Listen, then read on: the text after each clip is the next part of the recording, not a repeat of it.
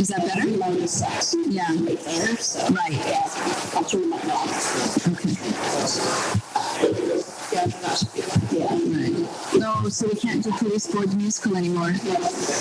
No big tap number at the end of Act 1. Right, the one on your head. Yeah, okay. Are we called to order? We're on? People can hear us. Okay. Good morning, everybody.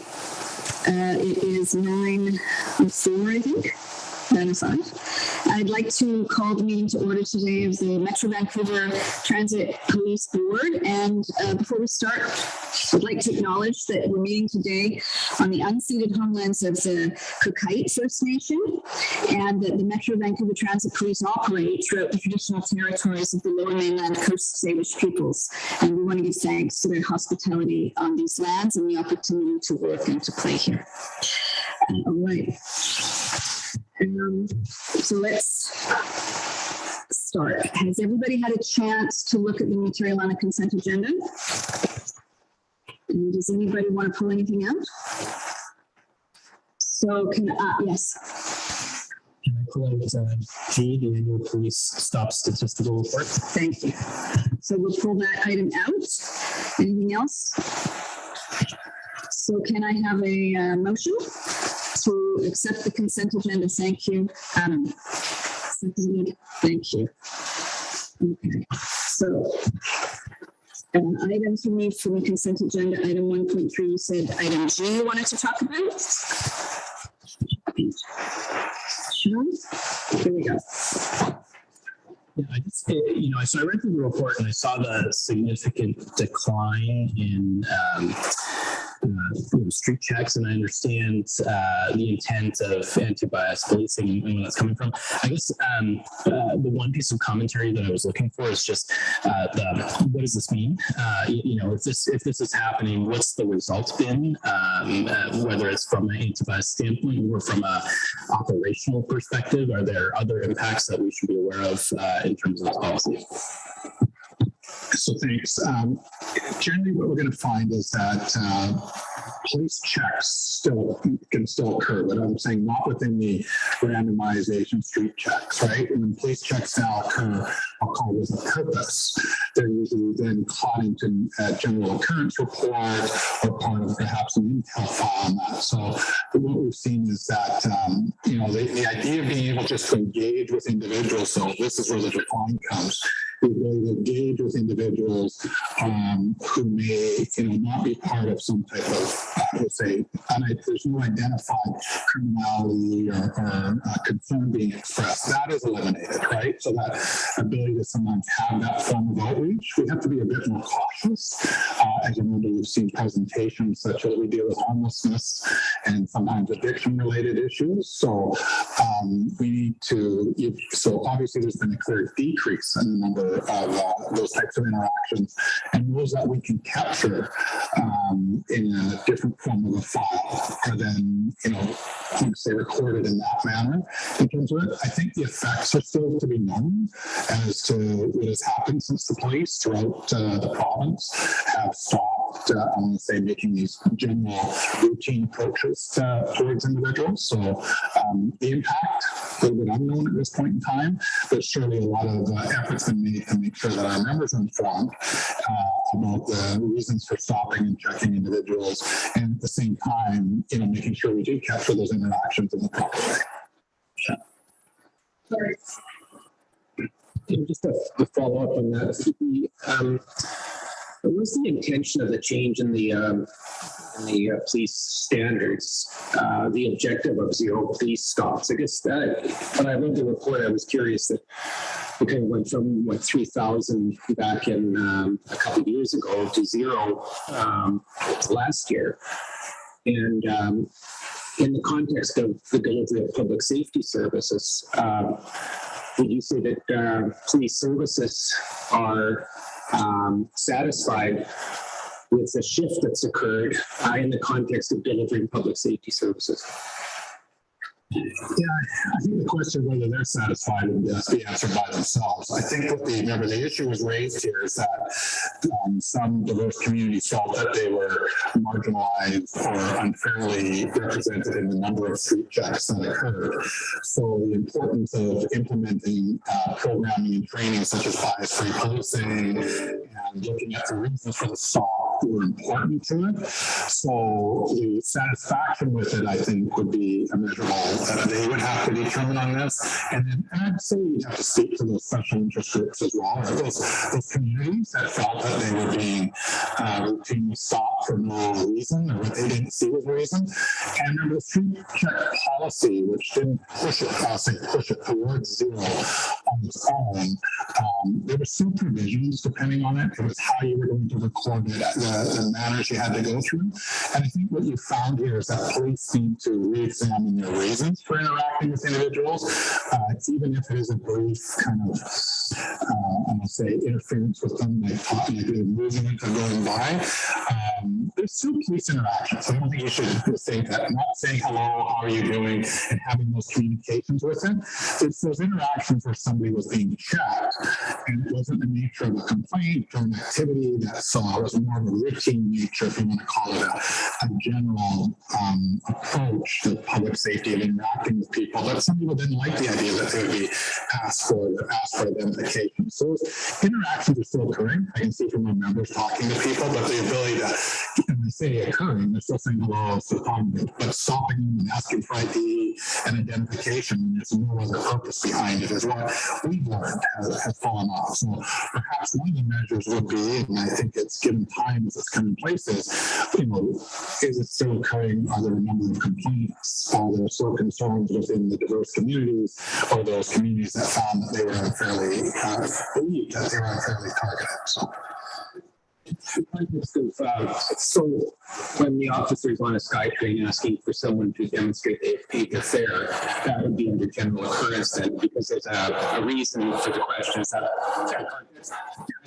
absolutely. So someone asking for fare is a valid police reason, right? You're within a fare zone, we can ask you for your fare. The general one is just walking down the street and saying, excuse me, I can stop, can you tell me who you are, can you show me some ID? And there's no subject to complaint or restriction on what you did. But if someone commits an offense or it could be something minor, I'd say, like, even in a motor vehicle, I gotta remember police can stop a driver of a motor vehicle just to check for driver's license and registration. But that isn't a street check, and what it means, you gotta record it properly. Right? If you're going to record and document that activity, record it as it occurred, not just a routine check. Question, and that is, can you explain to me what an intelligence file stop would be? An intelligence file is, my understanding of it is here is an intelligence is that you may be investigating some form of activity or occurrences in an area. So as a result, you're gaining information. So you might be knowing that in a certain area we're experiencing, I'll take it like a low level of say mischief and activities that are occurring and graffiti offenses that are occurring around the system and that. So you may be in the area, and as a result at night, because now your attention being directed as a result of call or a general concern for the area. So now you're looking at it together, intelligence on who's in that area, who are individuals. Or if you did check somebody who maybe perhaps had empty spray cans, now you check them leaving the area, so you didn't see them actually committing graffiti or doing something, you might record that information to see that if later on that day you get a complaint of something and you'd be able to link the two together. So there is some, I will call it reason for you to be conducting checks in this area related to some form of activity, nuisance or criminal, where somebody displays a behavior or description in terms of it, and then as a result you're gathering what we would call intelligence on persons who may or may not have involvement. Does anybody have any other questions? We'll have the next audit next year.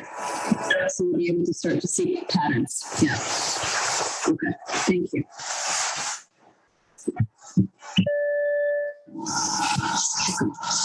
Good. And so, motion motion to accept that. Thank you. Thank you, guys. And we are on item 2. Do we have any public delegations today? No. Okay. So item 2.1, we've got a presentation from the Targeted Mobile Enforcement Team. Great. Thank you, Chair, and good morning, everyone. My name is Inspector Suzanne Moore, and joining me today is Sergeant Steve Newton.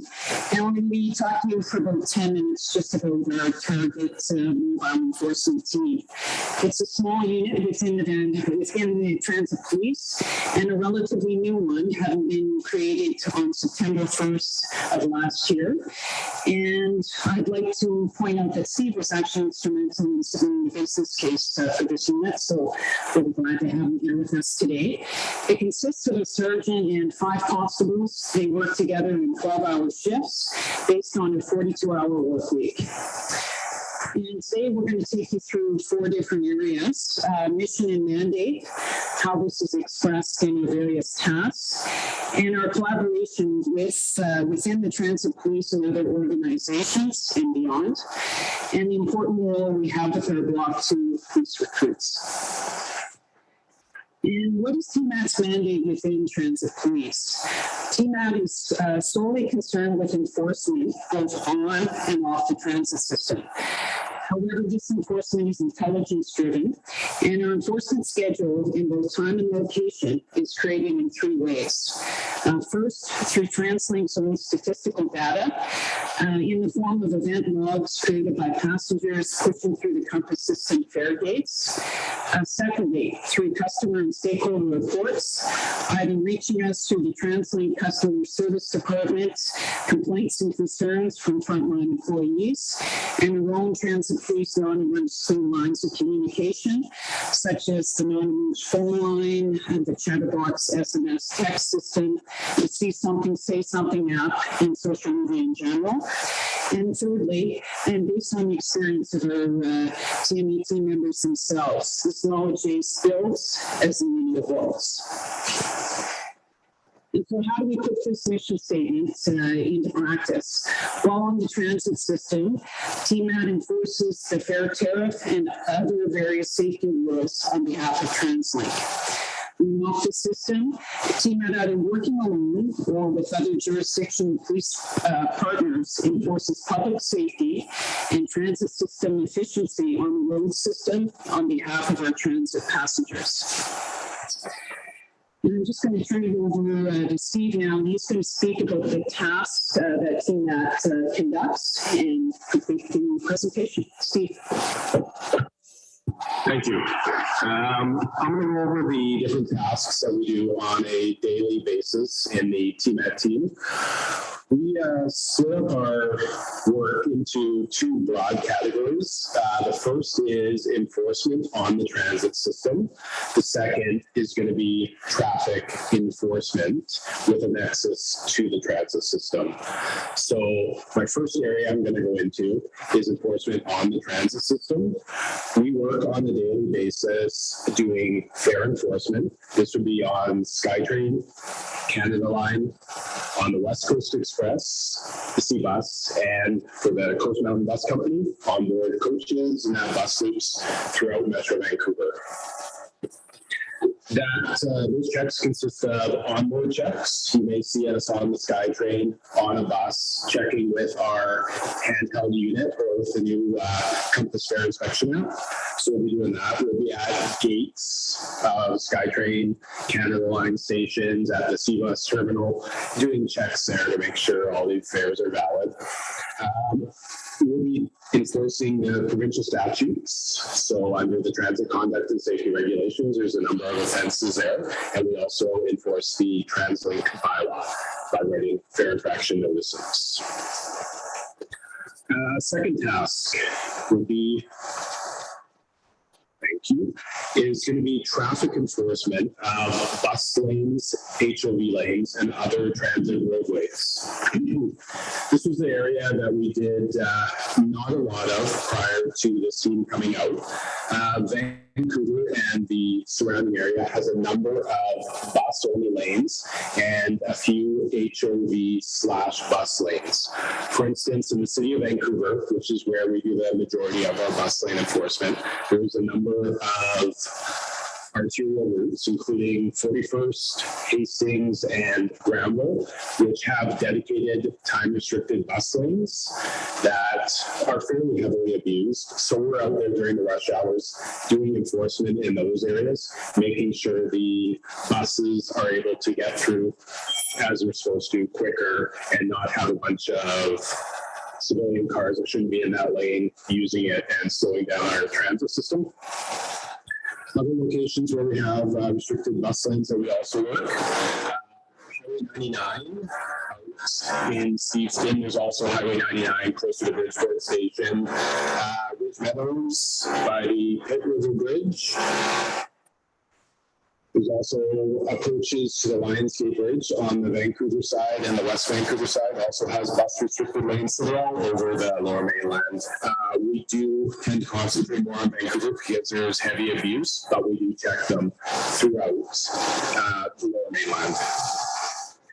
Another task we do, and this is another traffic-related task, is distracted driving. So what we do here is we'll try to ensure pedestrian safety for travelers coming to and from the transit system. So this can be from the major stations, it can be from the major bus loops. One of the risks there is pedestrians getting hit by distracted drivers, drivers using their cell phones, having conversations, texting while driving. So there's been a number of locations we've done enforcement. Some examples of popular locations where there's quite a bit of distracted driving is Coquitlam Central Station, so right at the corner of Lockheed and Barnett. Another one is in Port Moody, right by Inlet Station, where we have the two entrances to the stations on adjacent sides of the road. We've done Main and Terminal, again, transit station right there. Other projects we've done, we've been a bit creative. We've done some distracted driving enforcement in Richmond, where we've actually combined a couple tasks. We've been on Coast Mountain buses, watching for distracted drivers on board a bus, calling out to vehicles that will then pull over the driver who's using their cell phone. And again, that's along our transit corridor. So pedestrians are everywhere in that area coming to and from our system. A lot of these tasks and some of the ones I previously mentioned are done with our partners, and that may be the jurisdictional police. We've done it with volunteers and with ICBC. Another task we work on is counterattack impaired driving. So we conduct roadblocks, we do joint force operations with a number of agencies. This tends to be one of the tasks we do almost exclusively with our jurisdictional partners. Some of these are directly adjacent to transit stations, some not. More of our mandate to help out the agencies within our region with impaired driving tasks. These may be large-scale roadblocks like Light Up the Night, or they may be a smaller scale roadblock where we've been able to assist small police agencies within the region. As an example, we assisted White Rock RCMP last block, who have very few members on the road at any one time and aren't able to conduct a roadblock on their own because they don't have the numbers. We're able to bring our team and assist, and on that particular day, we had great results. We had 5 impaired drivers we took off the road in an hour and a half. So it was fantastic. We are Lower Mainland wide. Unlike the general patrol officers, we're able to get out to areas that patrol may not be able to because they're responding to calls. We work all the way from Maple Ridge, Langley, we head over to the North Shore, we do North Vancouver, West Vancouver, and then of course the area where the train lines run to Vancouver, New Westminster, Burnaby, Richmond on a very regular basis. We work with a number of of other sections and other agencies. We've worked with, I would say, if not all, most of the other police agencies in Metro Vancouver. We also work with our volunteers. We have the Waterfront Community Policing Volunteers. We've worked with them on a number of occasions doing distracted driving, doing some of the bus lane enforcement, and also doing speed watch, where they would set up in an area adjacent to a transit station with their speed watch board, getting people to slow down, hopefully. If they don't, we'll have our lasers and we'll be pulling them over and ticketing them further down the line. It's been great. They really enjoy coming out with us, gives them a little taste of policing and what we do, gets them excited about it from what we found. Who we've worked with, like I said, we worked with pretty much every Lower Mainland policing organization. We're also part of assisting with commercial vehicle inspections, which is a Lower Mainland policing initiative. So we help out with that on a somewhat regular basis. One other thing we do to help out the Transit Police organization and to help out new members to this organization is when we have new members come to Transit Police. So this will be Block 2 recruits just out from the academy and also lateral members. One of the things that we can offer is we assist in training the new members on how to enforce the transit bylaw, the transit conduct and safety regulations, and how to do enforcement within the transit system. There's a lot of, that's something that's not covered by the police academy that we're able to show those members. We can teach them how to use the equipment, whether it be the handheld unit we use for fare enforcement or the new app. We can go over arrest powers and powers for obstruct, fare officer, different aspects of the job of fare enforcement on the transit system. We also assist with the other end, which is traffic, showing them how to conduct a proper vehicle stop, what they need to do in that respect, how to write a proper provincial violation ticket, a fare infraction notice, and the other big one is impaired driving. All recruits in Block 2 are required to come back to the academy for Block 3 with an impaired driving file. So coming out with our unit, we're able to give them that experience, teach them from what we know and what we've done, and most of the time we're successful in getting them an IRP or some sort of impaired driving file to take back to the academy as an example. So I was going to give you guys a couple of quick stats before I go to questions. These are stats that were pulled for something else. So this is January 2021 to November, the end of November of 2021. In that time, my unit of 6 members, including myself, we wrote close to 6,000 tickets. That would be fare infraction notices and provincial violation tickets. We impounded 85 motor vehicles for dangerous offenses. This would be excessive speeding, impaired driving, and driving while prohibited. And we took 36 impaired drivers off the road during that time period. We also conducted a total of 77 joint enforcement projects with our jurisdictional partners over that. I think that was an 11-month period. So the team does a great job, and I'm proud to be a part of that team. So, any questions? Thank you. That was terrific. Please, Lori, have a question? Yeah, thank you very much for the report. It's very impressive. The question I have, it may be a little bit lateral, but I'm curious about, in the context of impaired driving, whether you're trained and are picking up people that are impaired through the use of drugs, and how frequent that is in comparison to impaired as a result of liquor. Yeah, we're definitely doing drug impaired drivers as well. Every member of my team is trained in standardized field sobriety testing. I also have a drug recognition expert on my team who can do a testing process that leads to criminal charges for drug impaired drivers.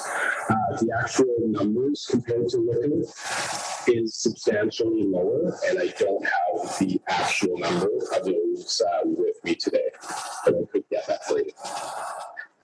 So in the context of dealing with drug-impaired driving, would you characterize it as becoming more standardized, or is it still some areas where people are learning?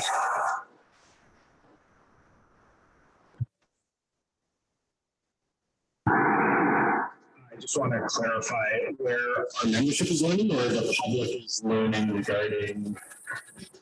Well, I guess the whole process, where the process of testing drivers for impairment due to liquor is a little bit more simple than the process of determining whether there's drug impairment. So I guess I'm just looking for some commentary as to the complications you may be experiencing in that regard, or otherwise. It definitely is more challenging to deal with drug impaired drivers.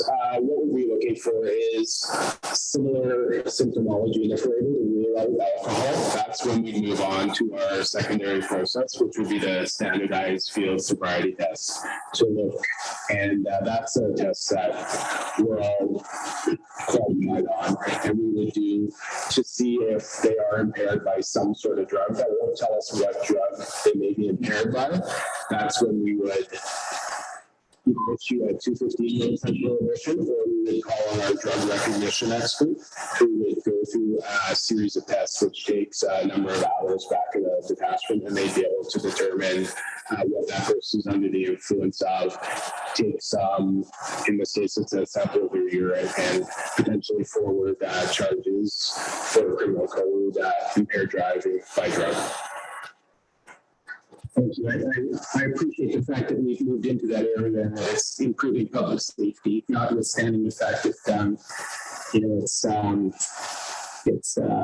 it's an area that requires more work than impaired driving due to liquor. But thanks very much for the report. George, did you have a question? Good information. Just, I got two questions. One is, you talked about the enforcement on the system and the traffic enforcement side. So you're a pretty small team, big system. How do you divide up between the two kind of broader areas of enforcement on the system and the traffic enforcement side? And then I have a question about kind of your jurisdictional connections as well. So as far as dividing it up, it's not an exact science. I like to keep it on a 50-50 split. So I'll try to spend half of our time doing directly on the system, half the time doing traffic enforcement related to or with a nexus to transit, such as the bus lane, that sort of stuff that we discussed. So there is no exact number. I think the second part of your question, it mentioned it's intelligence led. So where are we receiving those complaints? Where are there opportunities to do enforcement? So we're examining that, and to your point, we're assuming it at this point, but I think based on what's been presented today, a really effective one, and we look forward to be able to, in future, be able to do even greater enforcement. And just to follow up on your work with other agencies, for example, do you work, like, is there usually one member and then other members from, say, the VPD or Delta or whoever you're working with, or how does that work out so that you can actually get bigger bang for your buck, basically, and it still ties in, obviously, to some of the issues in that particular jurisdiction? So yeah, we do set up the joint projects on a very regular basis. I'll speak to bus lane enforcement. We've done that on multiple occasions with a VPD traffic unit, where we're able to, instead of, if it was my team of 6 members which, you know, most days I don't actually have 6, but let's say my team of 6 members, we're able to concentrate on one major roadway, let's say Granville, while all the other bus lanes aren't. We've had a couple of occasions where we've used the VPD traffic unit. We've worked together and we've covered off 3, 4 of the major bus lanes all at the same time, just to make sure that we're out there. We are enforcing the bus lanes and all of the bus lanes. So that's been hugely helpful. Yeah, I think it's really about that collaboration and, you know, lots of discussion with our various partners on where we're going to prioritize in that given time frame. And to your point, really just leveraging the resources of the various organizations together to address really traffic and safety issues on our roadways.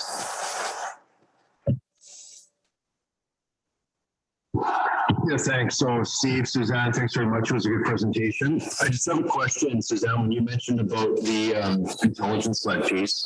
So not so much on the roadway side, but on the station side and on the system side. When you, I'm just curious, how much is your deployment driven by, you know, for example, if you've got, you know, we all know, I think some stations are quieter than others, and you know, like anywhere in policing, but citizen complaints or calls for service or observations by your regular patrol members, if you've got certain stations that are flaring up for various issues, may not be traffic related, but it could be unruly youth, or it could be more thefts in the area, whatever. Like, does that play into your deployment and how the team would be managed? Good question, and for Steve, I mean, being fairly new within the unit, my understanding based on discussions is, you know, we look at the safety factors, public safety, you know, and have discussions around where looking at safety first, where that enforcement needs to happen, and then as resources allow, sort of tackle different areas within the transit route as we go. But please, Steve, you've got further and/or. I mean, I'm happy to jump in and just say that our intelligence team does create a tactical intelligence product on a bi-weekly basis, as well as a youth offenders on transit document as well. So that is also utilized not only by team, I'm sure, but all of our specialized units to indicate certain hotspots, and there is hotspot mapping within that document. And I believe the board has had the opportunity to take a look at that document on a number of occasions, as well as any issues where we do have youth on transit who do target certain areas or certain points for a lot of theft in the system, robberies on the system. So obviously not just specific to TMET, but that will drive a lot of our targeted specialized units and where they will deploy on a certain day or a certain week, depending on what they're seeing. So hopefully that will clarify a little bit. Over the desk. Yeah, just like that, Dexter. We've also been past the complaints that coming through the public, and address them by saying with team management areas at bus stops and just targeting bus stops specific to complaints. So that works well. Throughout the years, and Steve's been here for a long time, really know those problem spots, those hot spots, right? And the stations that we need to focus on more than others. And I think that's the team does a great job, Steve. So thanks.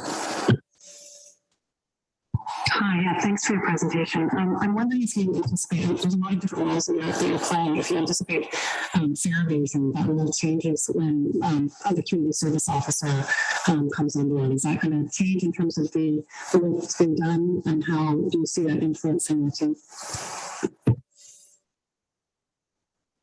I'm probably going to let someone like the chief answer that, because I'm not exactly sure what the role of the new officers is going to be, but if they were going to be doing some enforcement, my team would be happy to work with them. But I'll hand it over to the chief. Yeah, so it will enhance that side of it, I'd say, is that it's not going to replace. Community safety officers aren't designed to replace the police officers, but as you can see, the community safety officers will be designed to allow police officers to focus on more perhaps criminal-related matters, matters involving what we believe is where police officers needed as much, and some of the fair enforcement aspects could be dealt with. But it's not an all or nothing. It'll be a complementary type system. And one thing I just want to note, and Steve hasn't said with his team here, is that it's been a challenging time when it comes to fair enforcement, even in terms of, and the reason I say that is we've seen the expansion of where kids 12 and under can buy for free now. We experienced COVID, a decline in the ridership. We've also been very sensitive to vulnerable individuals who use the system and have to have access to getting around. This is their only method of transportation. And, as Chief Palmer indicated, some stations are completely different than the others, kind of the environmental they find themselves in. I don't know if it's Steve's team, but with your Cheryl Simpkins team, we've also handed out over $10,000 worth of free fares, right? Passes throughout the system. So trying not to, we recognize people need to use it and need to get through it. And so one of the things I highlight just from Steve's team here is we call it tangible unknown. We don't have complaints about the tickets they're writing. We don't have complaints about how they're writing the tickets or how they're doing their job. And they use it as the thing.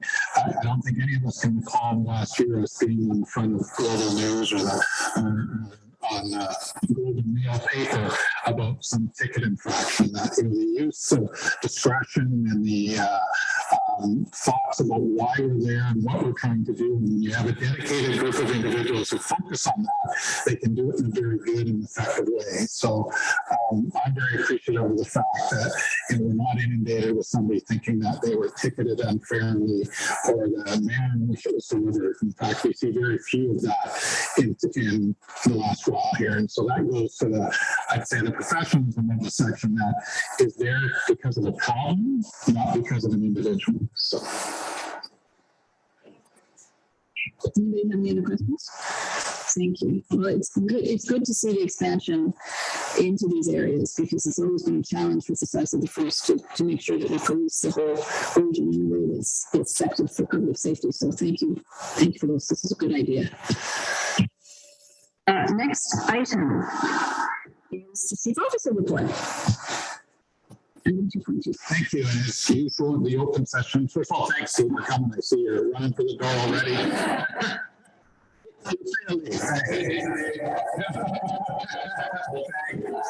Thanks. I'll defer the beginning here to Deputy Chief Furman for the operations side. Good morning, everyone.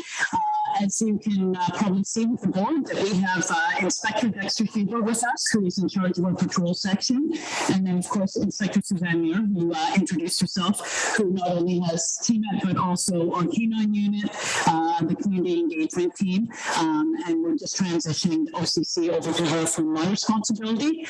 Unfortunately, unable to be with us today is Inspector Chris Mullen. As you all met at the last strategic board meeting, he's coming from New West, and he oversees our general investigations unit, our crime suppression team, CST team, and also the integrated professional standards unit. So you didn't get to listen to me that much today, which is a nice relief for me. I'm going to give a brief overview just of Inspector Mullen's shop, and then I'll pass it over to the other two inspectors. I do just want to note that I'm thrilled to have the three of them here as part of our operational cadre. It's really nice to be able to have a different perspective, especially from both Suzanne and Chris coming in, just like I did from RSMP. I always find it really refreshing to have a new set of eyes, and we've really brought some great insight into how we can continue to move an operations forward. So I'm Dexter and I are extremely happy to have the support of the two of them. So just going forward, we've had we really appreciate the team that we have. So I think we'll have continued success in our operations. So from just a general sense on the operational side, I just wanted to make mention, and this is also goes to the EDI point, is that we had the privilege of sending Staff Sergeant Michelle Hansen, who's over on our west side, and also Sergeant Kelly Fraser, who is one of the sergeants in our GIU, on the Women's Leadership Institute program. And this is run by the International Association of Women in Policing and was facilitated by the Delta Police, and they offered us a couple of seats. I've taken that back in 2013. I have to say it's one of the best programs that I've had the privilege of going on, and had the same feedback from the two ladies who said that really reinvigorated them and gave them some, just kind of thoughts for where they can move forward. And the basis of it is that there's a bunch of really police leaders in the room.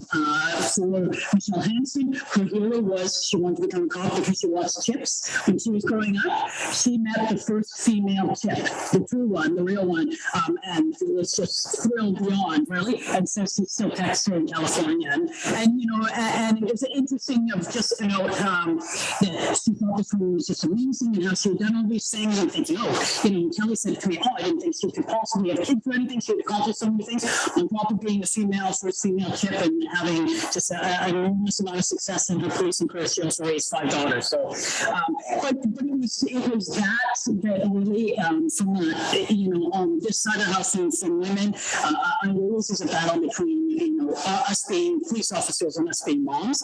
So it is something that's really it's a substantial impact to the women in the organization to be able to take this kind of training. So I was thrilled to be able to see them go, and hopefully we'll have more opportunity. And to have it local is really special. Typically, it's run throughout North America. So just a point there. And on that vein, we also have 3 of our ladies going over to the International Association of Women Policing Conference in Niagara in September. So we'll have Cheryl Simpkin, Sergeant Cheryl Simpkin, Constable Emily Stasiak, and Constable Karen Mann attending that on our behalf. So that'll be an excellent opportunity for them for networking, and some great speakers there as well.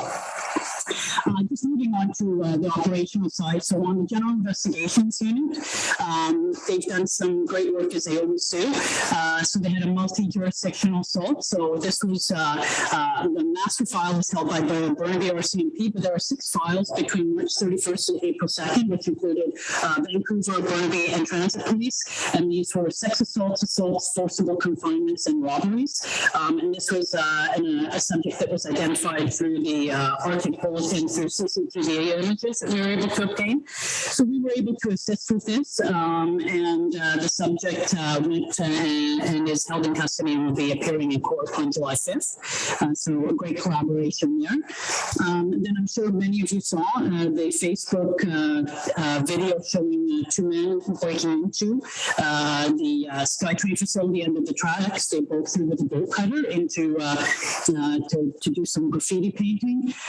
Through the work of the GIU, they were able to identify the suspects and obtain a warrant to where they received the crime clothing that was used in the video. They were able to obtain it from the residents, as well as a full confession, which I think actually the subject also did a full confession, which was global news, so we appreciated that as well, and also implicated his cousin. So we always appreciate those criminals that also assist us in our investigations, but really great work there.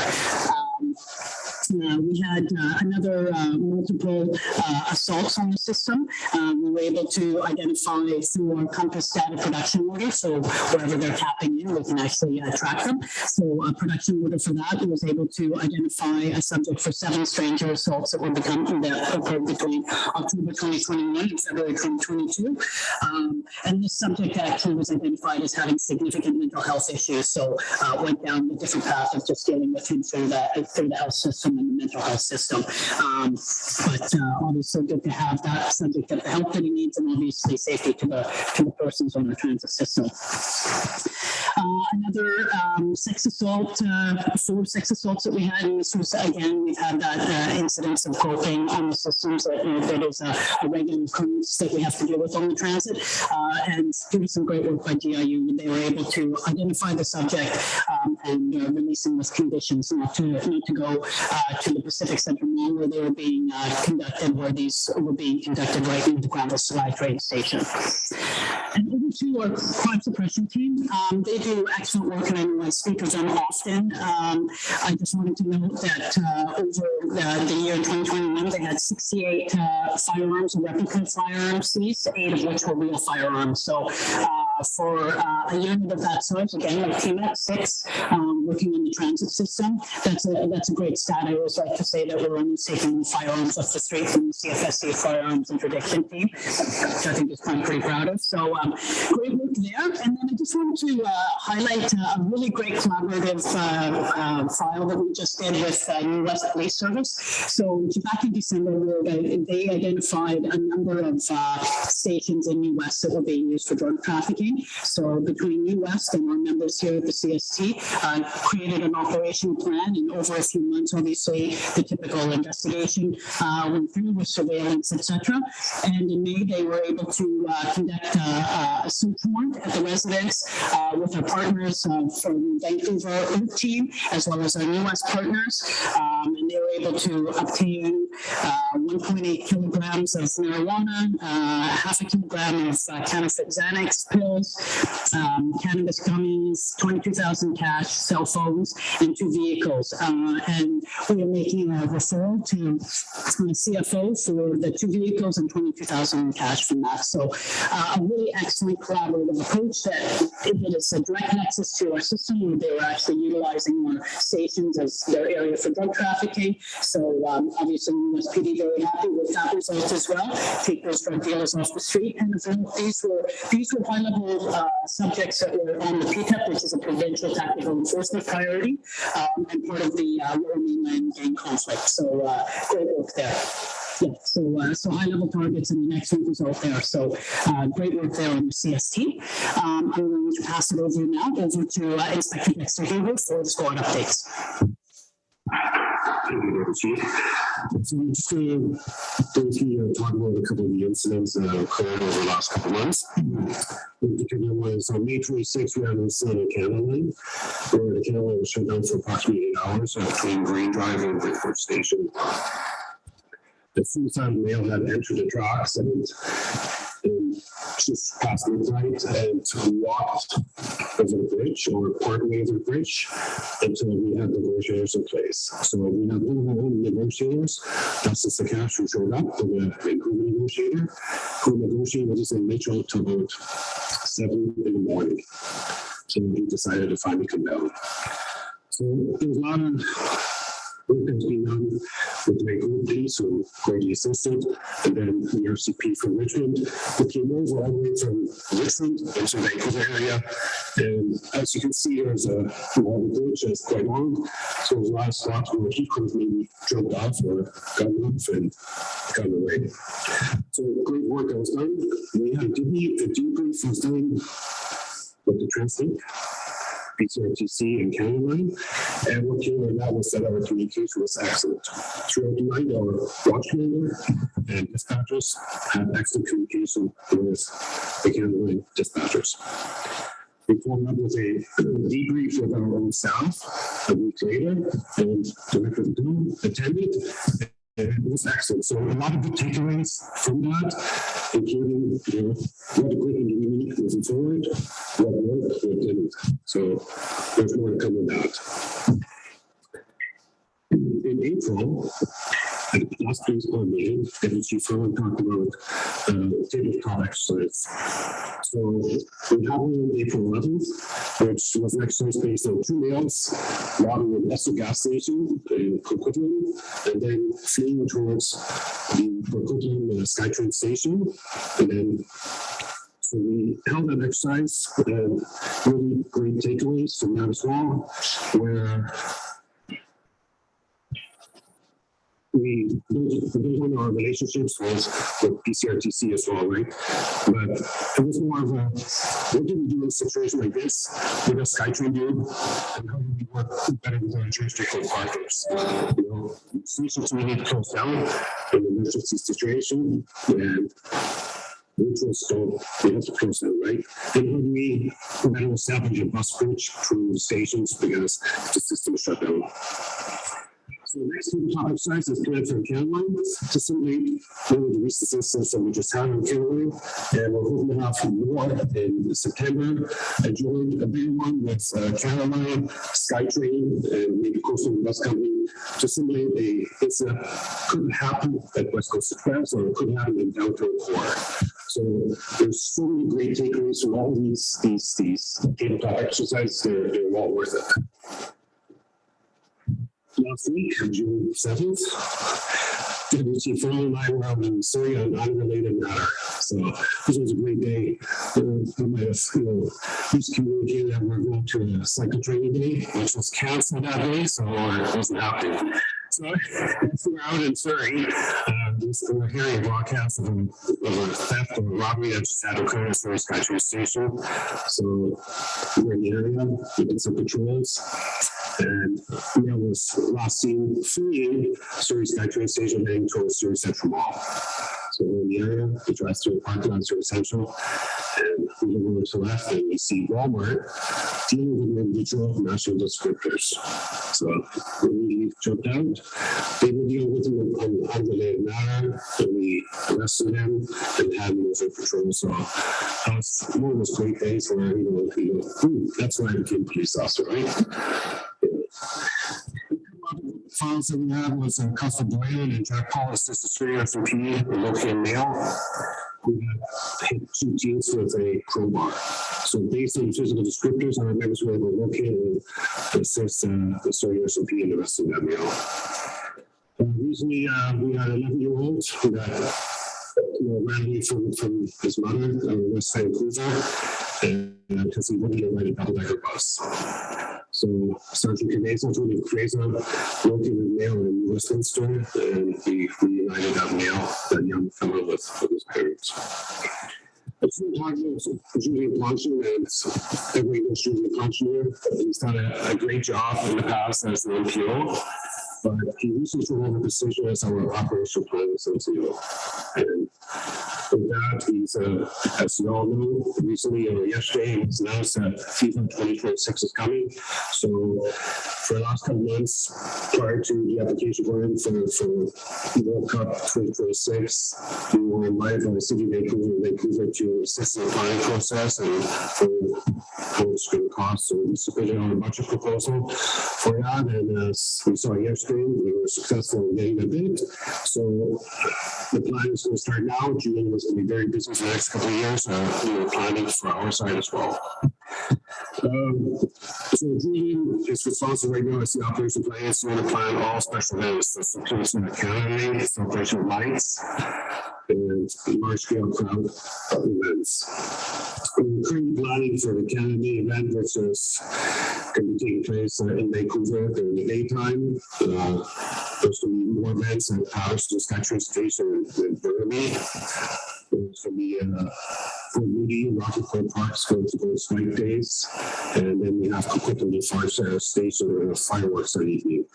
Also, sorry, in Burnaby and Patterson, they're also going to have fireworks and open drinking in the park. So it's going to be a new experience to see what 2022 brings compared to 2021. Going back to 2019, so we really don't know what to expect yet. I don't think anybody can say it's going to be the same as 2019 or 2018. Vancouver is not having any fireworks this year, so we'll have to see. They're estimating between 20 and 60,000 people in Vancouver, but we could also have 60,000 equivalent. So there's a lot to plan for. Another event that's being planned for is Fade in Park, which is a music festival in Holland Park on July 8th and 9th. So we're actively playing that one. And then Celebration of Lights for July 23rd, 27th, and 30th. So Julian is along with our jurisdictional partners with their planning sections. And he does a fantastic job on that weekly meetings. He just recently attended a course in EPD with VPD on planning. And he's also our translate point of contact for the construction who's assisting when they require extra resources, just like at the Capstone project down in Richmond. And I think we're going to start off the Capstone project in August where they require extra resources for security. Moving over to the naloxone deployments, so briefly on that. Today, this year, we've deployed 22, so it's about on par from last year as well. So I think last year, throughout the whole year, we had about 32. Most events are occurring in our CSA 1, which is the downtown core, 5, which is out in Surrey, and then around Broadway, commercial, that area, CSA 2, we have. It's majority of these incidents were not transferred to hospital. They just, after naloxone was given, they got up and walked away, which is amazing. Many of these these actually were called in. These are all things that members of the patrol come across, or get called in from someone saying, hey, there's somebody down, please check on them. Currently, we have 8 recruits, Block 2, working with the trainers, with the field trainers. 5 recruits are coming out of JI under Block 2 in August, and then we have 4 recruits that are graduating on July 4th. They just went back to JI, so we have quite a few recruits in the mix right now for the next couple of months. All the recruits will be fully graduated. The last group to graduate in November of this year. Any questions? Thank you. That was really and highly detailed and super interesting to see a wide range of work everybody's doing in such good work. 22 days in 24 weeks. Unlock some in 5 months. 20 weeks. So yeah, that's 22 lives. That's terrific. And well, there's lots of questions, so I won't ask. Go ahead, George. I was just going to interject and just say I was going to allow Inspector Muir to give her update, and then if I want to take questions after that from the operations. Okay, Go ahead. thank you. I get to share 3 exciting community events. So the first one is the Regal Community Cadet Youth Program. I think many of you are familiar. That program is an Indigenous focused program for youth 12 to 15 years of age. There's currently 2 programs in existence, one in East Vancouver, and the second one is in Central Surrey. And that program was launched in February of 2022. Along with the chief, I had the privilege to attend the inspection stand-up parade and graduation ceremony for Central Surrey last night, and there was 18 members of the cohort there for the graduation ceremony. So really, really nice to see that. I think what was also really important to see is we had representatives of a number of police agencies, the Surrey RCMP, BPD, Surrey Police Service, and a number of other agencies represented. And I think it really speaks to the power of that program, and Sheila Simpson and Kirk Rattray, and really kind of bringing people together and lifting them up. So there's a similar ceremony for the East Vancouver cohort on June 17th. I understand there'll be some attendance and representatives of the police board, so thank you for that. And that's at the Britannia Community Center.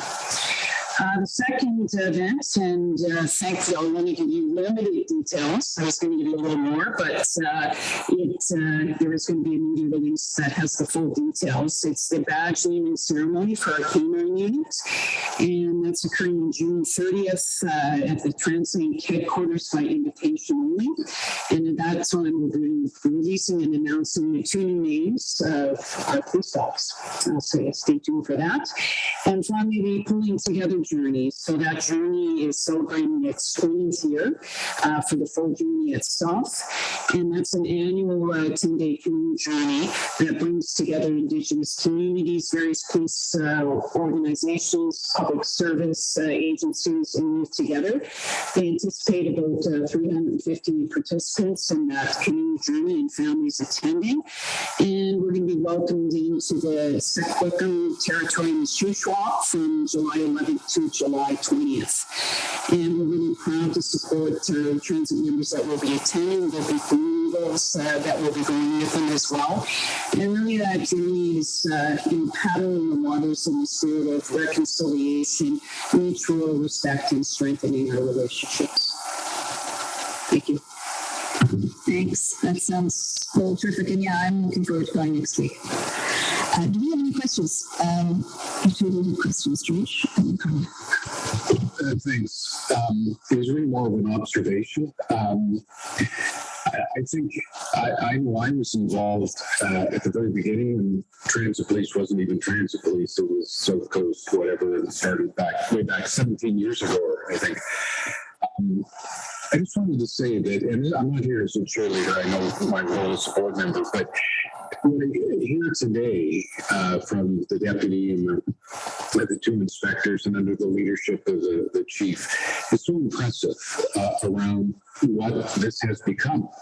And for me, as someone who uses transit and have three daughters and understand the issues that are out there, I just think it's so important when people say, why is there transit police? I didn't even know there was transit police, some people will say. And you see what you folks are doing from a strategic point of view and a tactical point of view, and making everyone feel safe and secure, being proactive. Where you folks are going, and again under the leadership, I think of the chief in particular, it's amazing to see. And I just wanted to say that, having heard the different initiatives that are underway now and going forward. It is very impressive, and I hope that that will continue, obviously, with the opportunity to be able to do more with the limited resources. But it's so important at this particular time when we know that our CMP and other jurisdictional police are so stretched. Because if it wasn't for the transit police, I don't know who'd be there. I don't think the jurisdictional folks would be able to have the resources tied to the system itself. So, as I say, observation. Mine is just as a comment as well. As Mr. said, I had a ride-along last week, and the beginning of my ride-along was at the debriefing that happened for the Canada incident where they had a suicidal male. And I got to sit there for a couple of hours, I think. It was just an exceptional example of just a debrief of all individuals who are involved from different lenses, different vantage points, really sharing the experience of learnings, what went well, what have we learned, what can we do better. I was sort of taken aback. I've been on a couple of other ride-alongs. I hadn't ever experienced something quite like that. So my real kudos to you in terms of the way it was facilitated. It was very, the table was level. Everyone was talking from their perspectives, what they thought. It was clearly open. And I extremely appreciated that. I think that the learnings must be massive when you do those kinds of exercises. To create a tabletop afterwards to use that, as you mentioned, I think it's a fantastic idea. So I very much appreciated the opportunity to be part of it. And I learned a lot, and it really was a good example of all the things that we had around this table. So thank you. Yeah, so I again like to thank you for showing up today. It was so great to have you there. It was somebody so bored just to share what actually happened from the front line. These members have done a fantastic job. That night it was a long night, and as you hear really heard Dustin speak, Yes. like those emotions, right? When I worked in a former career in outpatient treatment for addictions, and I have no doubt from what they said about this male that he saved his life. I mean, he wasn't up there for fresh air. He was going to kill himself. And it was amazing what I listened to, and how physically and emotionally exhausting that work must be. The resources that are needed for learnings about just even being on the line and the exposure to the elements and the casino, being right there. It was quite remarkable. So kudos. It was very stressful, very emotional for me. For Vancouver, I was out there throughout the night. It was 5-6 hours speaking to an individual. Like it was a warm out. They were short sleeve shirt. He had no shirt on at all, so he was been freezing, but he was also on drugs, right? So it just doesn't help. But just that long night and exceptional work by everyone who was there, from all members. I don't have a question. I just have a couple of comments. And my first reading was next Friday night, so with the transit place, so we're quite excited about that. I want to talk about the great interconnectivity.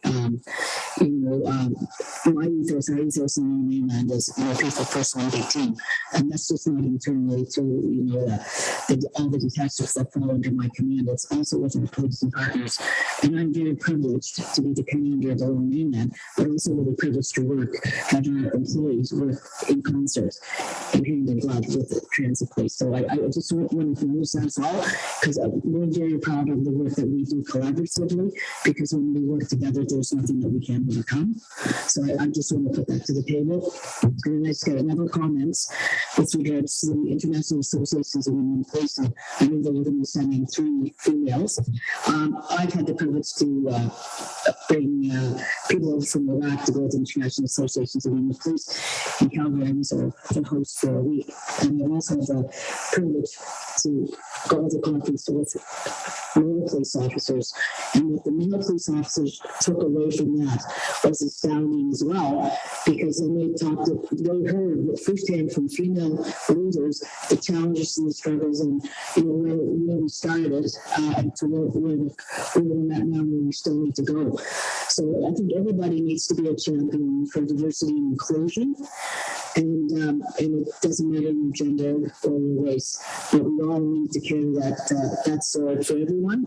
And it was very enlightening for me to talk to the police officers, not just from the RCMP, but from other police agencies throughout the world.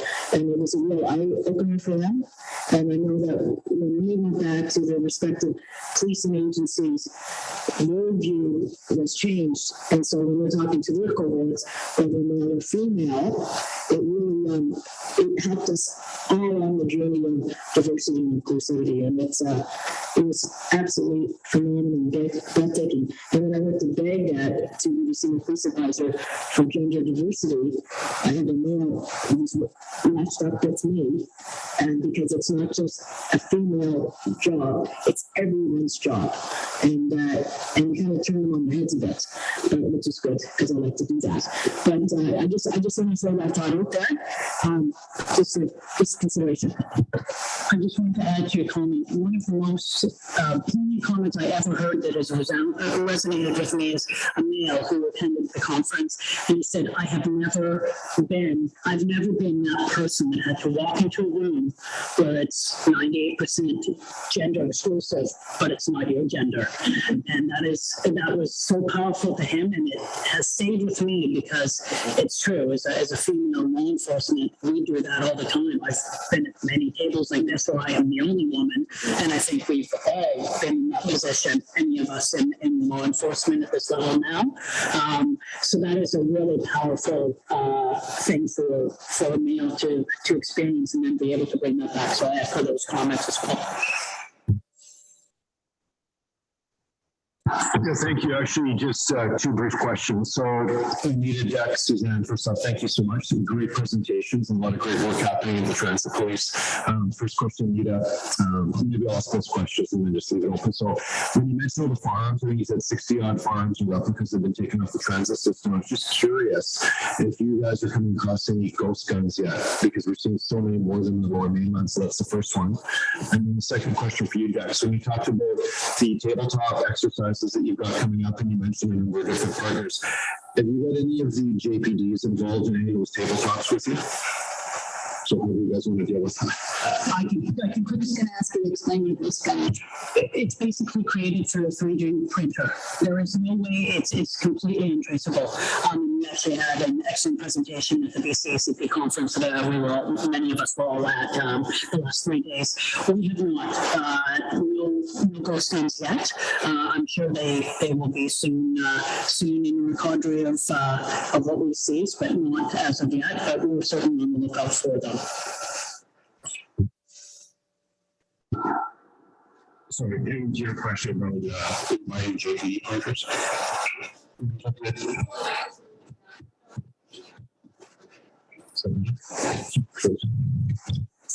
And so, yeah, so we have talked about that. I just want to start do some tabletop exercises with transit first, get them accustomed to that, and then we'll reach out to your social partners as well and build on that. I think it's important because there's so many great lessons we can learn from this all together. Okay, that's great. Just wearing my day job hat, I'll say if you ever want to reach out to us, we'd be happy to participate with you. Absolutely. Thank you. Okay, thank you. We're a little bit behind schedule, so does anybody, I'm not shutting anybody down, does anybody have any more comments? Okay, thank you. This has been really interesting, and I want to thank you for bringing so many people in to tell us all about the different work that's going on, and you know, struck by bringing people in Spectral level and others. We get your perspective and your firsthand experience on this, and for me, it's been really good over the course of the years to see the growth of the organization, to George's point, and to see these kind of table. I think the tabletop exercises and moving into that is a really good move, because now we've got a really substantial amount of experience. We can look back and we can see the changes over time. So thank you for telling us about that. Okay, let me just keep this moving. We are on item 2.3, the strategic plan update. So I just wanted to comment and say that while we were working on our strategic plan for the last couple of years, many of our jurisdictional police agency partners were working on their own strategic plans. So there's been a number of those released in the early portion of this year. And looking through those documents, it's reassuring to see many of the same issues, many of the same kind of focus areas coming forward from their strategies, and really strong focus on partnerships between the different police agencies. So just to start out with, Langley and RCMP released their strategic plan early this year. There's a section within that plan that actually showcases our two chiefs that are in the SkyTrain system together, and it talks about increased collaboration between our agencies in preparation of the extra line extending to Langley in the future. So they're very obviously grateful to have that as one of their focal points within the new plan. U.S. Police released their new strategic plan this year. There is an objective within there to create an Indigenous Peoples Engagement Plan. And obviously being geographically quite close to them, but also having a number of different partnerships between our two agencies. Sergeant Simpkin and the community engagement team, they're already looking at ways to collaborate together in terms of Indigenous engagement and Indigenous outreach. The constable in charge over there, Lindsay Suchan, has been meeting with Sergeant Simpkin here. So we are exploring additional opportunities in terms of Indigenous engagement here within New Westminster. Vancouver Police recently released their new strategic plan, equity, diversity, and inclusion. One, I think, the four top kind of focus areas that is conveyed within that plan. So as we're working on our own ABI strategy moving forward, it would be very, very beneficial to liaise with Vancouver and see what training, what initiatives they're focusing on at the same time, because I think there could be a lot of lessons learned as we move through that process. So that's just in relation to the cross-regional policing pillar. When we look at engaged community partners, I think it's worthwhile noting that we're not necessarily seeing a slow increase in community events. We're seeing pretty much a full return to community events that we had previously, even potentially more community events being planned now than what we had pre-pandemic, if that can be believed. So I know our neighboring police officers, each of them are really having to manage their time effectively. They're getting a lot of different inquiries from community organizations as well as school districts to come and give presentations to classrooms. So a lot of that has been ongoing over the last 2 months. Now allows you to be reflected in terms of the staff will be reporting on. From a ridership perspective, transit is continuing to see increased ridership, particularly on weekends with more and more events returning to the downtown core. The buscal program has been reinstituted. They have live music at various stations being reinstituted. So a lot of different community engagement activities, both immediately surrounding the transit system, but actually on the transit system. And I think one of the things that comes out of that for me, and actually came out of a seminar that Transit had coordinated yesterday, was just the opportunity, I think, amongst the police board to look at returning to one or two community board meetings, or actually go out and go to a community venue. And I know George and some of the board members here have really been the strong proponents of taking us out into the community. The last time we did that was 2019. But I think that might be something we could look at in the fall. And there was a presentation yesterday from a member of the Vancouver Aboriginal Friendship Center, and Sergeant Simpkin had noticed that might be a venue we might want to look at to take a future board meeting in there and host it in Vancouver. And then finally, just respect to modern policing culture and kind of focus focusing on employees. We did an off-site senior management team meeting last month where we focused on 2 of the 11 objectives within the plan.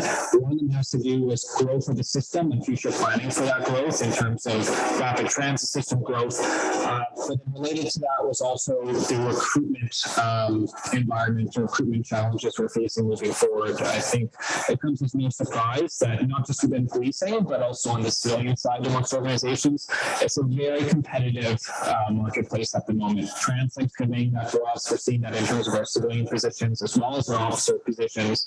And so going into a period where we're looking at expansion in the coming years, at the same time where we're seeing it become much more challenging to get the same volume of applications in, we definitely need to sit down with our recruitment team and say, okay, what can we do differently? What can we do more? I do know our recruitment unit did host our first in-person open house. So they started to do this on a monthly basis. And it was full within 24 hours. And they've already, I think, had 5 applications come through as a result of that. So we are looking at pursuing new opportunities to generate more applications into our agency. And that's not just police officers. We're also working with our operations communication center to get more applications for our dispatchers, and then also on the civilian side, working with our HR department to get more applications on that end. But that certainly was an area we'd identified in our strategic planning conversations. We knew that was going to be a challenge moving forward, but we're definitely there now, right? Like we're in that environment and we're having to start implementing some of those things we've talked about over the last 2 years clearly. So I think I will leave it at that. I'll just say we are already working on the first 6-month report. Then we'll go to the police board in September, which will detail all the work that we've done in the first half of this year, and we'll also give you an indication of the 19 key performance indicators where we're situated to date. Thank you. Do we have any questions or comments? Okay, that was really thorough. Thank you. Yeah, and you can see, I mean, across the board, we've got HR issues in every industry and every place in the world. So we're not alone trying to find people in the middle of the shortage. So good. We have to think differently. Okay. Thank you. I guess we can move on to other business, item 3. And item 3.3 is the service or policy complaint. So Chief.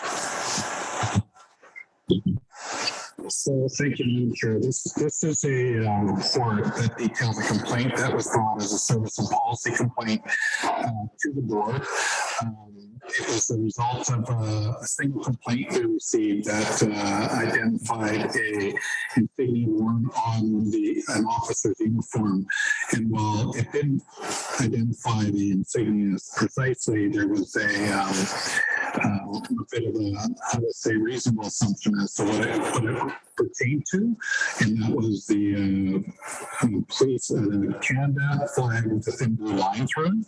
So the report you have before you is was tabled and taken back to the governance committee, and there's 2 aspects to this, and one of them is that at the time of the incident, our policy did permit permission being given for this type of wearing of an insignia, and that permission was in place. So the officer themselves was not outside of policy as it pertained to it. And then I believe you also see that the report, which covers kind of the history of this insignia and uniform criteria for what goes on or not on a uniform, perhaps recommends that the board may take some time, as there are other agencies in policing that are currently examining this at this time. We've not received any other complaints or concerns at this moment in regards to this. I'd say it was fairly infrequently worn amongst the memberships, and so the report, as I see it, carries 2 recommendations. One is to conclude the service and policy complaint as being that the complaint policy did allow it, was within policy, and so the member was not outside of policy. And the second one is to take a look and examine this issue by awaiting some of the results that are occurring in other places, and perhaps even seeking some direction from the province on uniform standards. Does anybody have any questions or comments around that? Okay. And then second. Thank you. So the recommendation is to accept the report and refer it receive the report and explaining the family lengths and the historical context and existing policy, support findings of the chief officer, and notify the complaint, the police complaint commission and director of police services of the outcome of the investigation. And the governance committee will consider this and keep an eye out for other investigations and conclusions, and we'll go from there and see. Okay, thank you. Yes, please. Can I call the vote? Go ahead. All in favor? Thank you. Any opposed? Okay. Carried.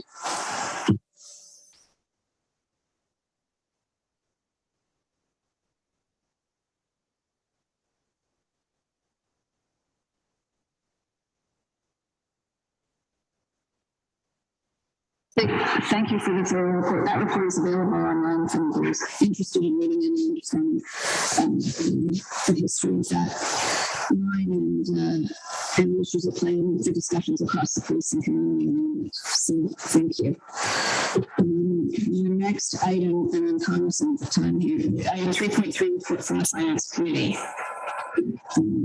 Thank you. So the Finance Committee met on April 26th, and there were three substantive items that we discussed at length on the agenda. One was the risk status update. The committee is responsible for risks related to resourcing the police service security in relation to particularly the cybersecurity in the context of the police service and also records management. And so in that context, the one thing that we discussed at some length was two-factor authentication, which is relates to different police services accessing databases that are important to the function of undertaking police service delivery. And there are a number of such databases. And two-factor authentication could become very complicated if each database required a different two-factor authentication.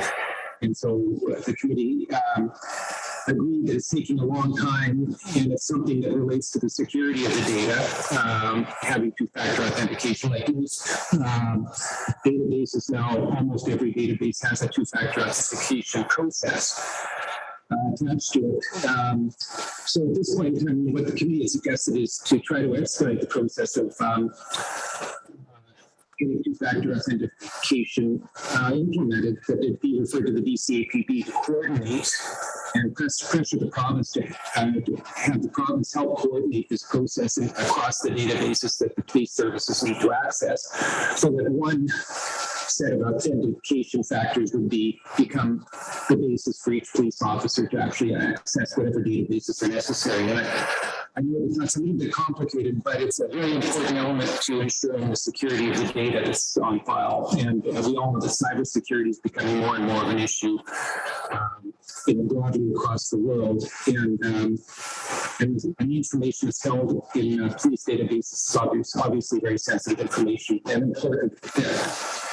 The second element item that we discussed was the Q1 financial operating status report, and there was some concern that the first quarter there was a deficit run in the first quarter as a result, primarily of recruits being hired more earlier in the year than had been anticipated, and so incurring the costs of salaries and training earlier. The projected deficit for the entire year is about $377,000 based on the Q1 report. But the committee's asked management, the senior management team, to review ways and means of eliminating that deficit by the end of the year, because we do realize that the broader TransLink agency is still in a resource-constrained circumstances, ridership not having recovered since through the pandemic. And it is important that the Transit Police Service be cognizant of that in the context of resourcing. So we're expecting the management team to come back with additional information regarding how we'll manage that deficit during the remainder of the year at our next meeting.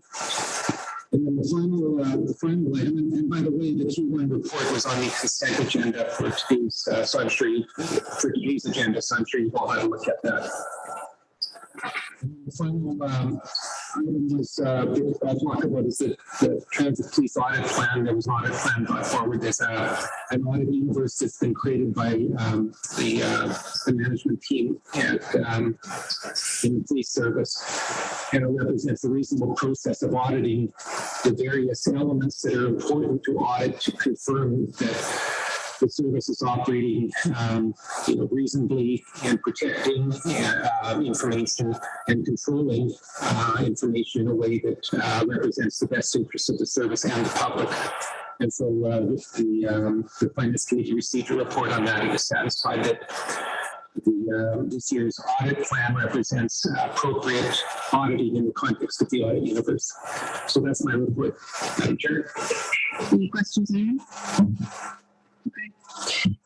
Report from the chair, Rebecca. Thank you. The material from our previous meetings and minutes have been forwarded and are available in the package.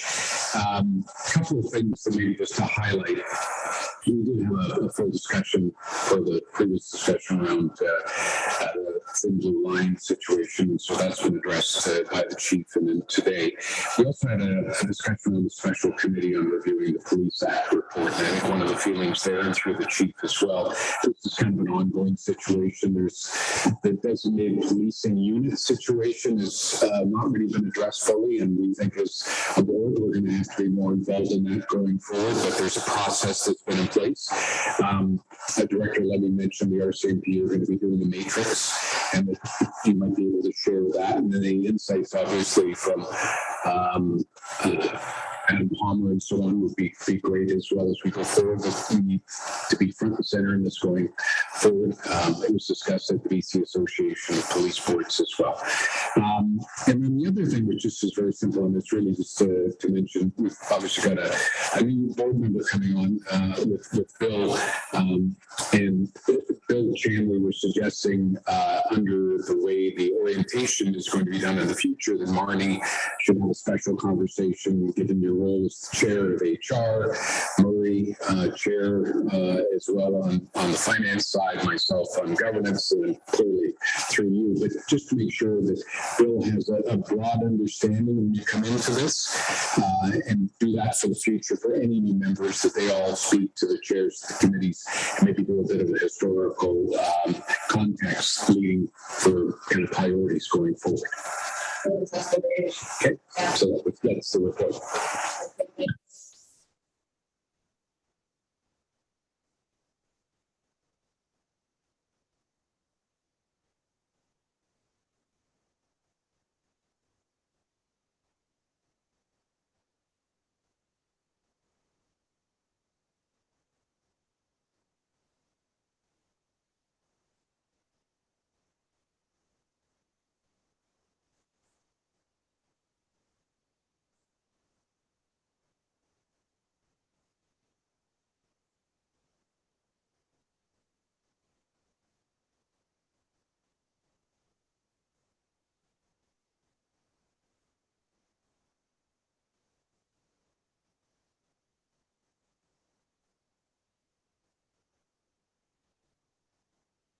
Can you hear me now? And the people out in the universe hear me. So sorry. So I was just saying we're going to do item 3.5, and we're talking a little bit about the committee composition.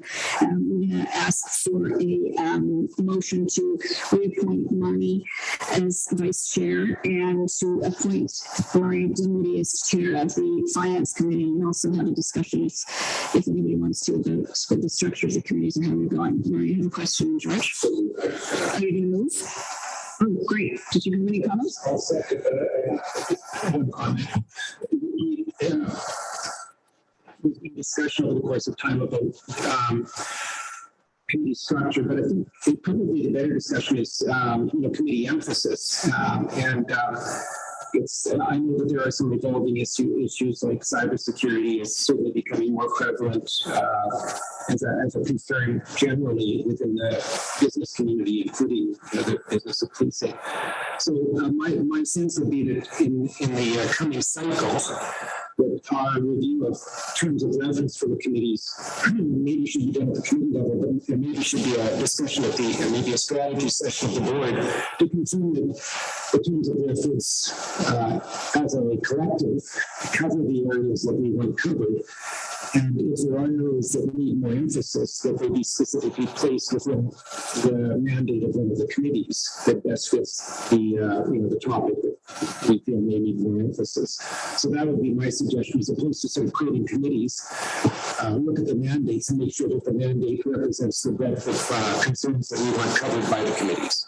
So I second the motion in relation to this. I think that's a good idea. We can certainly make sure that gets on the next agenda, and in particular because of the cyber issues that are increasing and seem to be coming nonstop from overseas.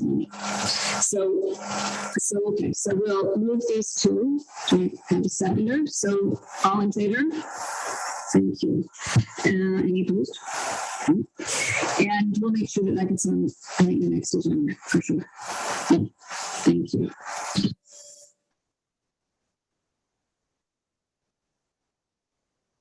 Reappoint Rory Larson as Vice Chair of the Board for 1-year term until June 2023, and appoint Larry Dinwiddie as Chair of the Finance Committee, Andy Chan, when he is sworn in, as a member of the Finance Committee for the remainder of 2022.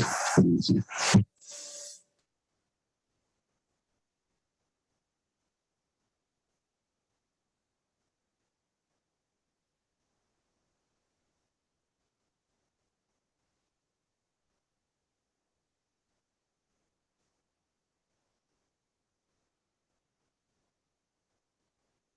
I should defer to Director Patel, because they were there for the most of it, and I was there just at the end of it, so I'll defer. Or you there, just tell that about anything we said you were there.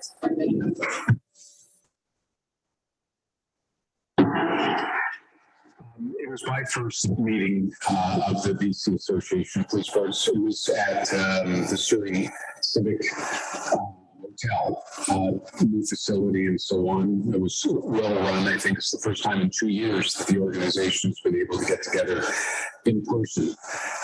And it had really this reconnecting theme around the conference itself, because everyone has been doing things on a virtual basis.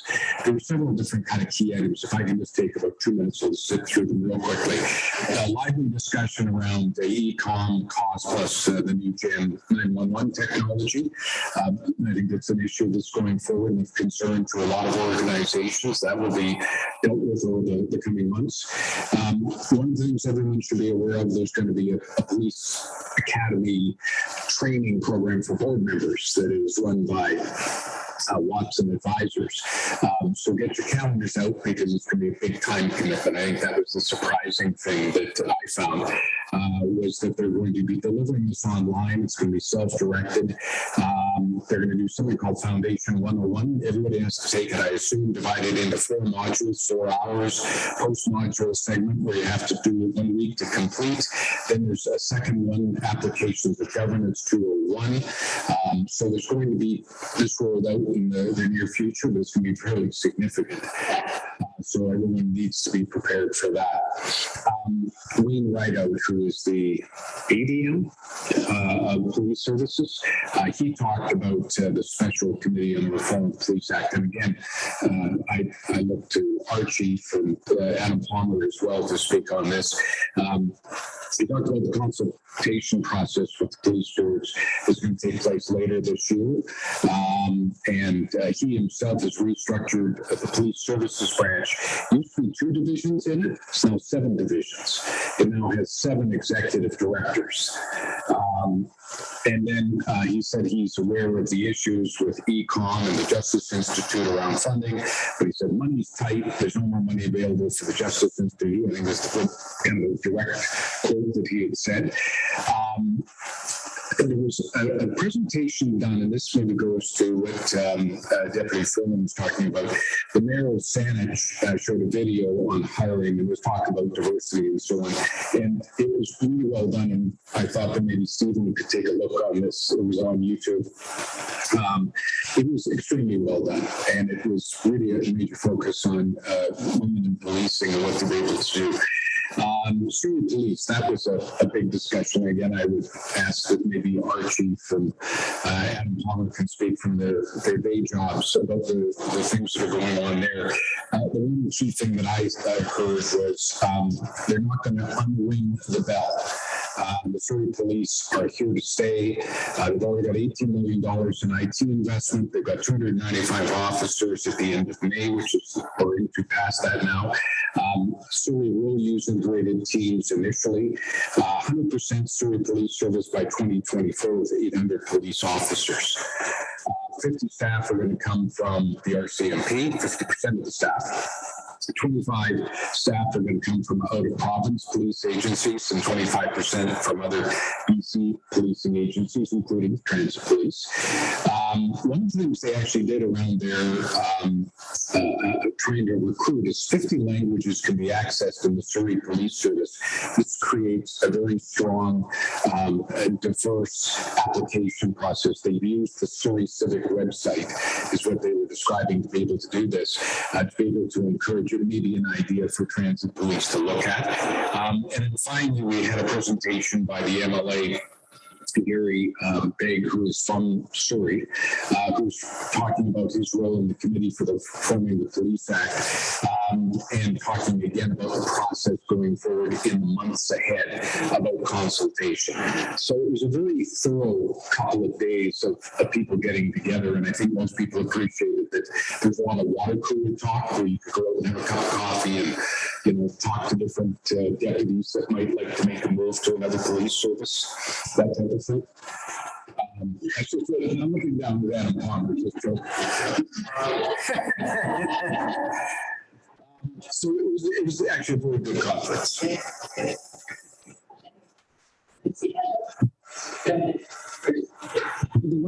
I was there for the presentation that MLA Begg made on the recommendations emanating from the special committee. And one thing that was evident through that presentation, the response to the presentation, was that there isn't necessarily unanimity across municipalities in relation to the recommendations. And so I see that the processes of implementing those recommendations being one involving lots of discussion and involving probably lots of time for many of them, especially the more significant ones like the issue of regional police force, provincial police force, excuse me, and things like reviewing the Mental Health Act to align it with whatever the Police Act looks like when it's revised and reconstituted and enacted. So I would say that I was surprised at the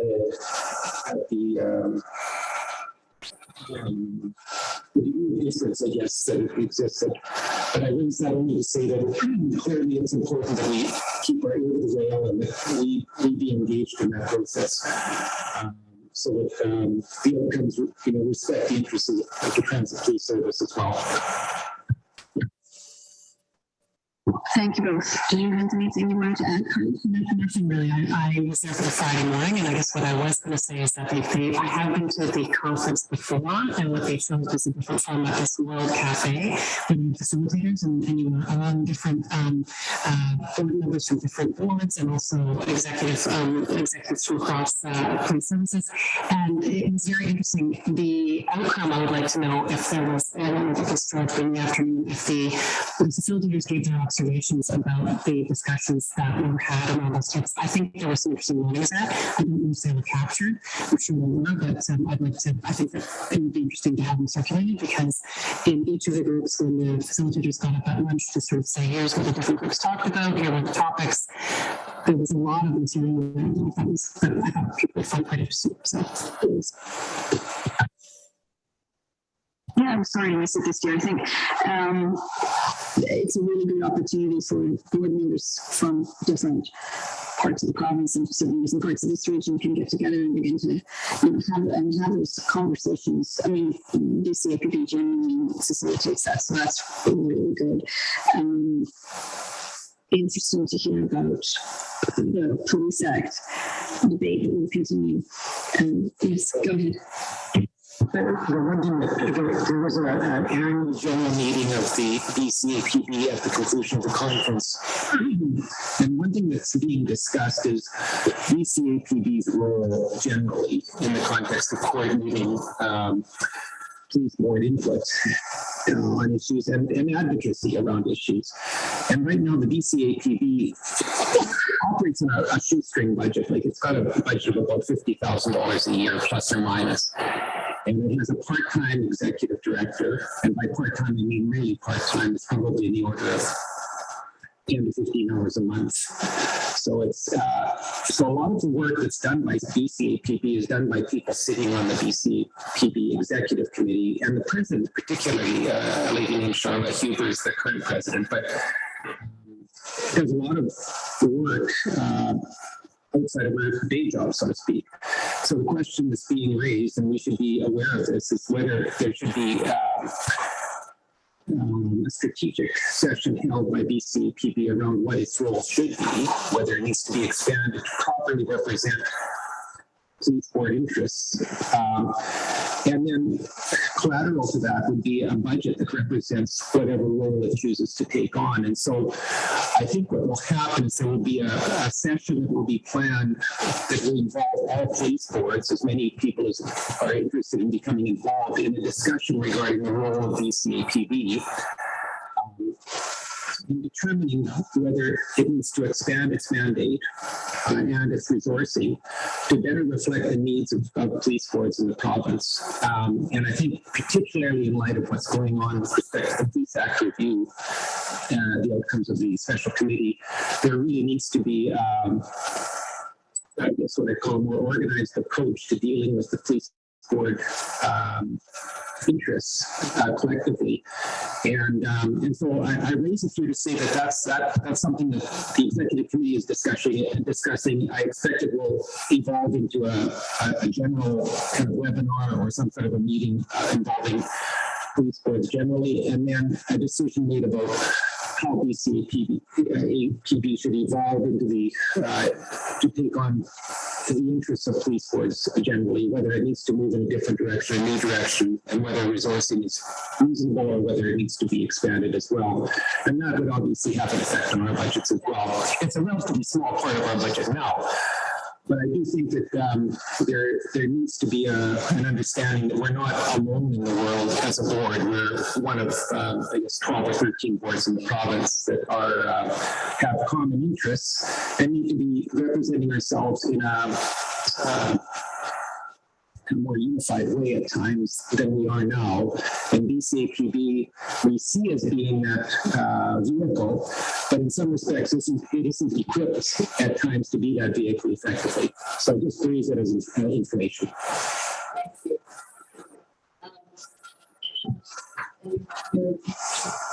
Sorry. Yeah, I was just going to make one additional comment. Director Madden did note the e-com challenges, and for me it was a little bit of learning. Just and maybe I feel grateful of the situation that we're in with our own call takers in house, but also just the text service that we have. And I think we all take it for granted here, but just to see the challenges that a lot of other municipal agencies are facing around communication, basically, and the fact that that's not currently a challenge in the same way for us. So I do think that was a really significant learning for me, at least. Okay, thank you. And thank you for that update about that. I think that's, really the next phase of police governance in the province is really sort of growing from kind of enormous silos and increasing those conversations and increasing those connections, and especially for us, because, the more layers of connectivity we have with the JPVs, I think more effectively, and we've got all the work that's being done, we heard about today. because of the size of the region and because we cross, you know, 1,800 square kilometers and all the different municipalities and so on. So that's good. Thank you for keeping us abreast of that.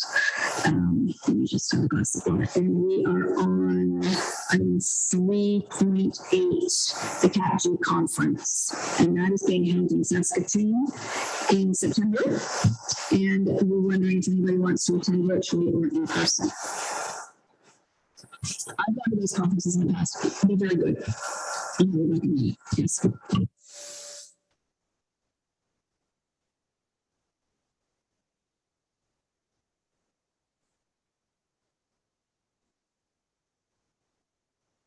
I am appreciative of the compendiums that we get by email. I forget what they're called, but they basically give you a compendium of national articles that are contained in the media that tell us what's going on across the country, at least what's conveyed by way of, you know, media.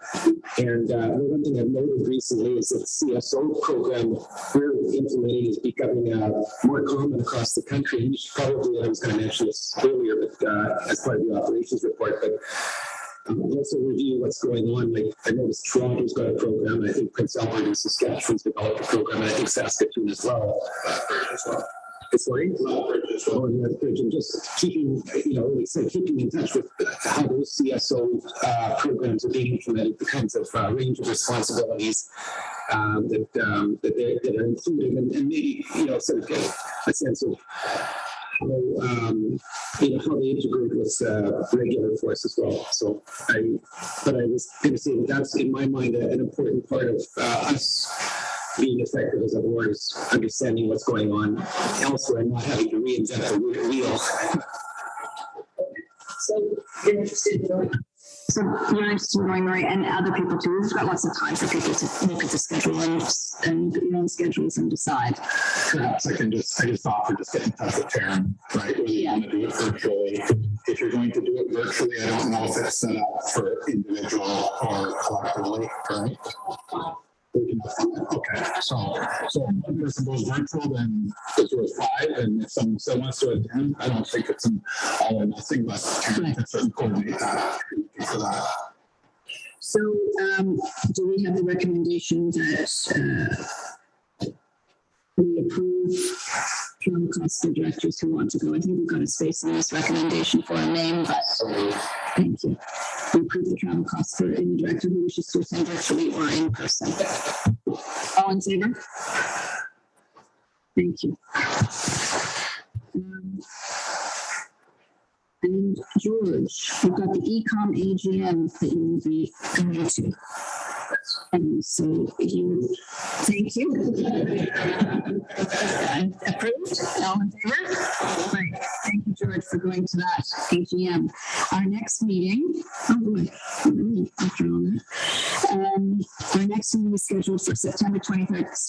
It's time away, but we've got some committee meetings prior to that to deal with issues that come across over the summer.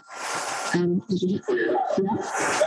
So just before we wrap up, I just want to recognize 2 individuals who aren't here today. Obviously, at the last meeting, we recognized Deputy Chief Barry Cross upon his retirement. He went up to Penticton for the BC Municipal Chiefs of Police Conference, and he's still golfing somewhere up there today. I hope it's raining. Why did I say that? So, and I really want one of the last things he's always been involved with, and he'll be back with, is the calls for the Special Olympics golf tournament that he operates on behalf of the Metro Vancouver Transit Police. Was successful again this year. It was a sold-out event that raised close to $30,000 on the day. So he's a big driver. I know there's lots of people behind the scenes who help, but Barry's been a big advocate of that for years. So congratulations to him and you all. The other person who has ended his last working day but was on the books until just in July is Inspector Dafford Herman too. So we've done recognize Dafford internally here with recognition of the work he's been doing for the transit police as well too. But Dafford will be retired by the time we get back together, and but certainly wanted to recognize both of those members of the senior management team and the transit police, in terms of the work they've done over the years in bringing us to where we are here today. Thank you, Susan. That's right. I think, as I said earlier, we're seeing a real shift over the past number of years, and these Barry and Daffod were instrumental in making these transitions over, what did you say, George, 17 years? Less since the formation of the transit police, and really growing to the place where we're in this kind of really interconnected web of relationships among all the police services, and all of the joint activities that we're doing is really helping to improve public safety, which is really, really good. And certainly coming out of the pandemic, we've got all kinds of new challenges that we're facing. It's a good time to be talking about the Police Act stuff and really looking at how policing is going to be changed over the next, has been and will be over the next few years. So they've been great. And I wanted to add one last thing. I'm reminded because I see the flag outside that it's Pride Month, and so happy Pride for everybody. Love is love. And I've got National Indigenous Peoples Day on Tuesday, and we'll be thinking about that in just a few days too. So thank you everybody for coming today, and I'll adjourn this meeting. Thanks.